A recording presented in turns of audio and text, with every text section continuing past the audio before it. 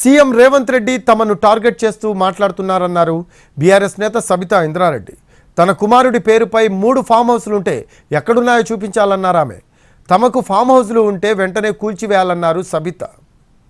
నా కొడుకు guest house 3 guest హౌస్లు అన్నాడు. ఒక్కటి మాత్రం అడుగుతాను, ఇక్కడ నుండి ఒక 3 గెస్ట్ హౌస్లే ఉన్నాయని చెప్తున్నాడు. నా కొడుకుల పేరు మీద మా చిట్ట అంతా ఉందని చెప్తున్నాడు. నాకు కూతురు కూడా ఉంది, మరి ఆ 4వ గెస్ట్ హౌస్ కూడా ఉండాలో చూసుకోవాలి. ఒకటి 3 అయితే కట్టను కదా, 4 కడతాను కదా. ఒకటి నిజంగానే ముఖ్యమంత్రి గారు మీకు చిత్తశుద్ధి ఉంటే, పేదవాళ్ళ మీద ప్రేమ ఉంటే, ఈరోజు అందరినీ కూడా ఒకరొకరిని అడుగుతున్నావు కదా, నీ గెస్ట్ హౌస్ కూల్చనా, నీ గెస్ట్ హౌస్ కూల్చనా, నీ గెస్ట్ హౌస్ కూల్చనా అని పర్మిషన్ అడుగుతున్నావు కదా. మమ్మల్ని పర్మిషన్ అడుగుతున్నట్టు పేదోళ్ళు ఎందుకు అడగలేవు? వాళ్ళ మీదకి ఎందుకు బుల్డోజర్ పంపిస్తున్నావు? ఒకసారి సమాధానం చెప్పాలి.